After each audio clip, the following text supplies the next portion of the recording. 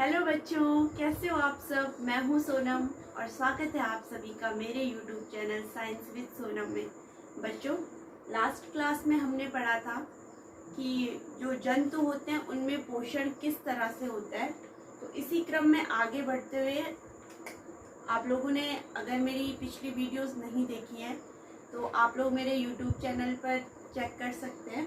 Last class में हमने पढ़ा था कि कैसे मुख गुहिका में क्या होता है, भोजन का पाचन होता है, किस प्रकार दांत और जीभ क्या करते हैं, भोजन को पीसने में, भोजन को मिलाने में क्या करते हैं, मुख गुहिका की मदद करते हैं।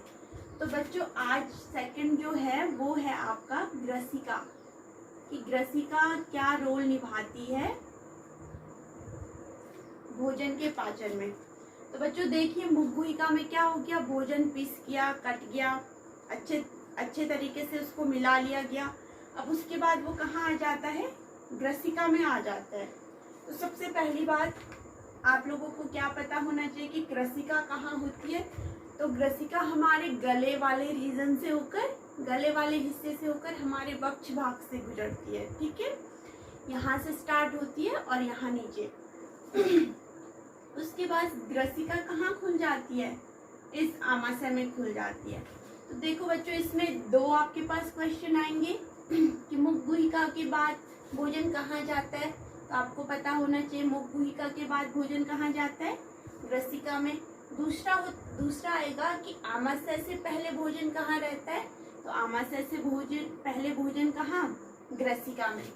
तो बच्चों देखिए, ग्रसिका में पाचन तो नहीं होता है, लेकिन क्या होता है कि जैसे खाना ग्रसिका में जाता है तो ग्रसिका में क्या होती हैं, गतियां होती हैं, क्रमानुकुंचन, मतलब भोजन को आगे बढ़ाने के लिए, भोजन गले में ना अटक जाए, भोजन को आगे बढ़ाने के लिए ग्रसिका क्या करती रहती है, मूवमेंट करती रहती है। और उस मूवमेंट से भोजन कहाँ पहुंच जाता है, आपका आमाशय में पहुंच जाता है।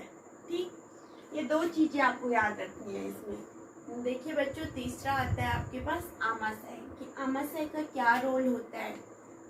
तो आमाशय क्या है, बहुत इम्पोर्टेंट पार्ट है बच्चों, इसके बहुत सारे क्या हैं, कार्य हैं। तो जो आमाशय है वो कैसे शेप का होता है, जे की शेप का। देख रहे होंगे आप लोग, ऐसा दिख रहा है ना, जे की शेप का है। जे की क्या है, जे की क्या है, जे आकार,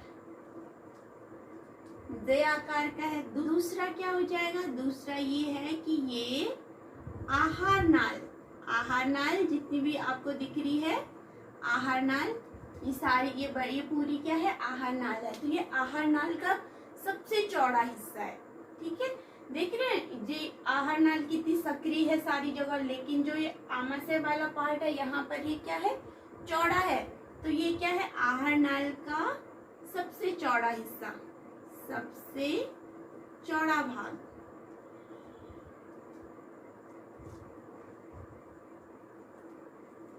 अब तीसरी बात क्या है बच्चों की, जो इसकी भित्ति होती है, आहार नाल की भित्ति, वो क्या होती है, मोटी होती है। तो इसकी भित्ति कैसी होती है, मोटी भित्ति, मोटी भित्ति। तो क्या है बच्चों, तीन क्या क्या खास बातें आमाशय के बारे में अगर आपसे पूछा जाए तो आप क्या बताओगे। एक तो ये जे के आकार का होता है, दूसरा क्या होता है, ये क्या है, आहार नाल का सबसे चौड़ा हिस्सा है, और तीसरा क्या हो जाएगा बच्चों, तीसरा हो जाएगा कि इसकी भित्ति कैसी होती है, मोटी होती है। तो बच्चों, जो ये आमाशय है इसका आंतरिक स्तर जो होता है वो तीन चीजें क्या करता है, श्रावित करता है। एक तो क्या करते हैं, वो श्लेष्मा का श्रावण करता है। जो आमाशय की क्या है बच्चों, आंतरिक स्तर है, भी आंतरिक मतलब अंदर का पार्ट, अंदर का जो लेयर है, तो वो क्या हो जाएगी बच्चों, वो तीन चीजें क्या करती है, श्रावित करती है। एक तो करती है आपकी श्लेष्मा, दूसरा करता है आपका क्या बच्चों, HCl, और तीसरा क्या करता है बच्चों, पाचक रस, पाचक रस। अब देखिए बच्चों, ये तीनों चीजें श्रावित कर रहा है, इसका मतलब इनके कुछ फंक्शन भी होंगे। तो सबसे पहले अगर मैं बात करूं श्लेष्मा की, तो बच्चों जो ये श्लेष्मा होता है ये क्या करता है, आमाशय के आंतरिक स्तर को सुरक्षा प्रदान करता है। देखिए वो उसमें क्या, उसको क्या नहीं होने देता, उसकी आंतरिक परत को सूखने नहीं देता है, उसमें क्या नमी बनाए रखता है। दूसरी बात आती है आपकी HCl की। तो बच्चों HCl क्या करता है, जो खाने के साथ जो बैक्टीरिया हमारे आमाशय में पहुंच जाते हैं, ठीक है, खाने के साथ बैक्टीरिया हमारे आमाशय में पहुंच गए, अब उनको वहां मारने का काम कौन करेगा, ये HCl हाइड्रोक्लोरिक एसिड। तो बच्चों ये हाइड्रोक्लोरिक एसिड क्या करता है, उन बैक्टीरिया को मार देता है। और तीसरा होता है पाचक रस। तो पाचक रस क्या होता है, जो प्रोटीन, जो जटिल प्रोटीन होती है, मैंने आपको कल बताया था कि क्या करता है, जटिल को छोटे छोटे, मतलब बड़े पार्ट को छोटे छोटे पार्ट में तोड़ देता है। तो पाचक रस क्या करता है, पाचक रस जटिल प्रोटीन को सरल प्रोटीन में बदल देता है, ठीक है। और इस पाचक रस को अच्छी तरीके से कार्य करने में कौन हेल्प करता है, HCl हेल्प करता है। तो देखिए बच्चों कितने महत्वपूर्ण कार्य इन तीनों के, आप लोग याद रखोगे। पहला क्या है, श्लेष्मा, जो क्या करता है, आंतरिक स्तर को सुरक्षा प्रदान करता है। दूसरा हो जाएगा HCl, जो बैक्टीरिया को क्या करता है, मारता है। और तीसरा क्या हो जाएगा, पाचक रस, ये क्या करता है बच्चों, जटिल प्रोटीन को सरल प्रोटीन में चेंज करता है। तो यहाँ तक आप लोगों को समझ में आ गया होगा। चलिए बच्चों आगे नेक्स्ट कौन सा है बच्चों, जो चौथा है आपके पास वो है क्षुद्रांत। ये क्षुद्रांत क्या करती है बच्चों, देखिए बच्चों चौथा है आपके पास क्षुद्रांत। तो इसका भी आपको ध्यान रखना होगा कि क्षुद्रांत में भोजन कहाँ से आया है, आमाशय से, ठीक है। क्षुद्रांत में भोजन कहाँ से आया, आमाशय से आया, पहली बात। दूसरी बात क्या है बच्चों, क्षुद्रांत के बाद भोजन कहाँ जाएगा, तो वो जाएगा आपका बृहदांत्र में। तो बच्चों ये तो मैं आपको कल भी बता चुकी थी कि ये क्या है, स्टेप बाय स्टेप है, और आपको ये ऐसे ही समझना होगा कि सबसे पहले भोजन कहाँ गया, फिर कहाँ गया, क्योंकि क्या है हमारी आहार नाल इसी तरह से क्या है, व्यवस्थित है। तो देखिए बच्चों, जो क्षुद्रांत है इसकी जो लंबाई होती है, ये कितनी होती है इसकी लंबाई, ये क्या है, सबसे लंबा पार्ट है, पाचन तंत्र का सबसे लंबा भाग है। दो चीजें आ रही है यहाँ पे, ये कितना है, 7.5 मीटर लंबा होता है, ठीक है बच्चों। जो आहार नाल है उसमें देखिए दो चीजें आई, एक तो किसका कौन सबसे लंबा है, लंबा पार्ट किसका है सबसे ज्यादा, वो हो जाएगी आपकी क्षुद्रांत।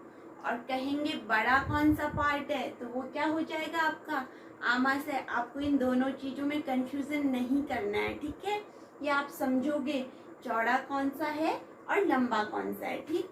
तो इस जो ये क्षुद्रांत है बच्चों, इसमें क्या होता है कि जो यकृत है, ये आप लोग देख रहे होंगे, ये यकृत है और ये अग्न्याशय है, ठीक है। लीवर और पैनक्रियाज से क्या होते हैं इस क्षुद्रांत में, इस क्षुद्रांत में यहाँ से क्या होते हैं, पाचक रस आते हैं, ठीक है। और स्वयं जो इस क्षुद्रांत की दीवार है वहां से भी रसों का श्रावण होता है। तो इसमें कहाँ कहाँ से पाचक रस सम्मिलित हो रहे हैं, एक तो यकृत से बच्चों, देखो बच्चों जो मैं आपको लिखवा रही हूँ ये आपको अपनी कॉपी में लिखना है, ठीक, तभी आपको समझ में आएगा। जब यहाँ पे नोट्स बनते हैं तो आप लोग भी बनाया कीजिए। दूसरा क्या हो जाएगा, अग्न्याशय, अग्न्याशय से इसमें पाचक रस आ रहे हैं। और तीसरा क्या हो जाएगा बच्चों, इसकी स्वयं की भित्ति, क्षुद्रांत की भित्ति, क्षुद्रांत की आंतरिक भित्ति, आंतरिक भित्ति। ये चीज आपको समझ में आ गई होगी। अब क्वेश्चन आएगा कि क्षुद्रांत में, छोटी आंत में कहाँ कहाँ से पाचक रस आते हैं, तो आप क्या बोलोगे, एक तो यकृत से आता है, दूसरा अग्न्याशय से आता है और तीसरा उसकी स्वयं की आंतरिक भित्ति से आता है। तो इस तरह से तीन पाचक रस कहाँ आते हैं, क्षुद्रांत में आते हैं, देखिए बच्चों, जो छोटी आंत है, क्षुद्र आंत है, उसमें क्या हो रहा है, उसमें यकृत से भी पाचक रस आ रहे हैं। तो अब हम यकृत के बारे में भी पढ़ लेते हैं, थोड़ी जानकारी तो होनी चाहिए यकृत के बारे में। तो देखिए यकृत, तो यकृत क्या है बच्चों, आप देख रहे होंगे यकृत कहाँ है, यकृत है आपके उदर भाग में, आपके क्या एब्डोमिनल पार्ट में है, और किस साइड है, दाहिनी साइड है। तो बच्चों जो यकृत होता है वो गहरे भूरे लाल रंग की ग्रंथि है, गहरे भूरे लाल रंग की ग्रंथि है, ठीक है, गहरे भूरे लाल रंग की ग्रंथि है। दूसरी बात क्या है बच्चों इसके बारे में, यह क्या है, शरीर की सबसे बड़ी ग्रंथि है, यह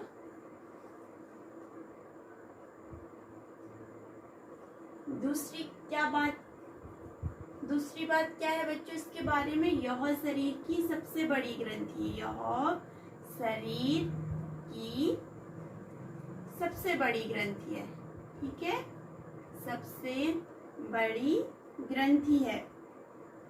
अब देखिए बच्चों, तीसरा जो इसका कैरेक्टर है, जो तीसरा इसका गुण है, वो बहुत इम्पोर्टेंट है, और आपको ये चीज ध्यान होनी चाहिए कि जो यकृत है वो क्या करता है बच्चों, पित्त लवण का, बाइल जूस का, पित्त लवण का क्या करता है, पित्त लवण श्रावित करता है। देखिए बच्चों, जो ये आप देख रहे हो ना, ये यकृत है, यकृत है, ये कहाँ है, हमारी बॉडी के उदर पार्ट में है, और उदर पार्ट के कौन से हिस्से में है, दाहिने हिस्से में है। और ये यकृत क्या कर रहा है बच्चों, बाइल जूस का क्या कर रहा है, श्रावण कर रहा है। अब ये बाइल जूस को श्रावित करता है, लेकिन इसमें बाइल जूस क्या नहीं होता है, संग्रहित नहीं होता है, बाइल जूस का स्टोर इसमें नहीं होता है। तो अब आपके दिमाग में क्वेश्चन आ रहा होगा कि बाइल जूस का संग्रहण कहाँ होता है। तो बच्चों जो आप ये छोटी सी संरचना देख रहे हो यहाँ पे, पित्ताशय, तो यहाँ क्या होता है, पित्त लवण का क्या होता है, संग्रह होता है। तो दो क्वेश्चन बन गए बच्चों, यहाँ से ध्यान रखिएगा। एक तो क्या बन गया, एक बन गया है कि कहाँ होता है श्रावण, श्रावण किससे होता है, तो श्रावण होता है यकृत से।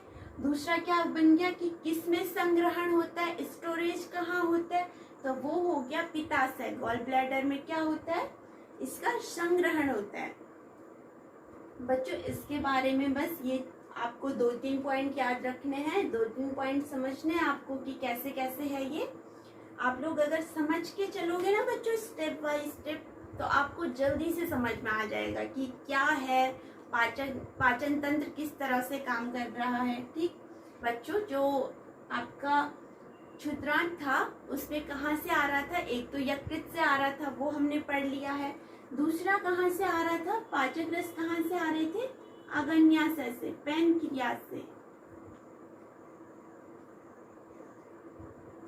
बच्चों बात करते हैं अग्न्याशय की, तो इसमें सबसे पहला पॉइंट आ जाएगा कि ये कैसा है, हल्के पीले रंग की ग्रंथि है, हल्के पीले रंग की क्या है, ये ग्रंथि है, रंग की ग्रंथि, ठीक है, हल्के पीले रंग की ग्रंथि है। दूसरा क्या पॉइंट आ जाएगा, ये कहाँ स्थित है, तो ये आमाशय के ठीक नीचे स्थित है। और तीसरा पॉइंट क्या आ जाएगा बच्चों, इसमें कौन से पाचक रस होते हैं, तो क्या होता है बच्चों, इसमें कार्बोहाइड्रेट, प्रोटीन और वसा तीनों प्रकार के क्या होते हैं, पाचक रस होते हैं। तो जो ये अग्न्याशय है ये क्या करता है, कार्बोहाइड्रेट का भी पाचन करता है, कार्बोहाइड्रेट। दूसरा क्या हो गया, ये प्रोटीन का भी पाचन करता है बच्चों। और तीसरा क्या हो गया बच्चों, ये वसा का भी पाचन करता है। ठीक है बच्चा पार्टी, आपको ये समझ में आ गया है। कार्बोहाइड्रेट का पाचन करेगा तो क्या करेगा, इसको सरल ग्लूकोज में चेंज कर देगा। ठीक है, कार्बोहाइड्रेट क्या है, एक जटिल संरचना है, और इसको तोड़ के क्या बना देता है, सरल ग्लूकोज में चेंज कर देता है, ग्लूकोज में चेंज कर देता है बच्चों। ठीक है, दूसरी बात आती है बच्चों प्रोटीन, तो प्रोटीन को ये किस में चेंज कर देता है, एमिनो एसिड में। अब आपको एक बात यहाँ पर और जानने को मिली होगी बच्चों, वो क्या है कि प्रोटीन का जो सरल रूप है वो क्या है, अमीनो अम्ल। और तीसरा है बच्चों वसा। तो वसा को किस में चेंज करता है, वसा अम्ल और ग्लिसरॉल, वो ग्लिसरॉल में चेंज कर लेता है, ग्लिसरॉल। ठीक है, तो ये चीजें आपको समझ में आ गई बच्चों। अग्न्याशय क्या है, एक हल्के पीले रंग की क्या है, ग्रंथि है। दूसरा ये क्या करता है, 3 टाइप के क्या करता है, पाचक रसों को स्रावित करता है। एक क्या करता है, कार्बोहाइड्रेट का पाचन करता है, दूसरा प्रोटीन का पाचन करता है, तीसरा किसका पाचन करता है, वसा अम्ल का पाचन करता है। कार्बोहाइड्रेट को किस में तोड़ देता है, सरल शर्करा या ग्लूकोज में तोड़ देता है। दूसरी बात आती है बच्चों प्रोटीन, तो प्रोटीन को किस में तोड़ देता है, अमीनो एसिड में तोड़ देता है।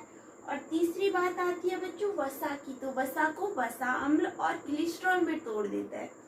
तो ये सारे काम कहाँ कौन कर रहे हैं, अग्न्याशय से स्रावित पाचक रस। और अग्न्याशय और यकृत से स्रावित पाचक रस कहाँ पहुंच रहे हैं, क्षुद्रांत में। तो ये चीज आपको पता होनी चाहिए। ठीक है बच्चों, आज के लिए इतना काफी है, लेकिन आप लोगों को ये, आप लोग एक बार जरूर देखना इसको, आप लोगों को ये समझना है, तभी आप लोग अपने एग्जाम में अच्छा कर पाओगे। और देखिए बच्चों, अभी हमारे पास क्षुद्रांत हो गया, अब हम लोग के पास 2 चीजें बची हैं, एक तो बृहदांत्र बची है और दूसरा बच्चा है बच्चों मलाशय या गुदाद्वार। ठीक है, ये हम अपने नेक्स्ट जो होगा, जो क्लास होगी उसमें पढ़ लेंगे। तब तक आप इन जो मैंने आज चीजें बताई हैं उन पर ध्यान दीजिएगा, अपना ध्यान रखिएगा। और हाँ बच्चों, पढ़ाई करना बिल्कुल भी मत भूलिएगा। All the best.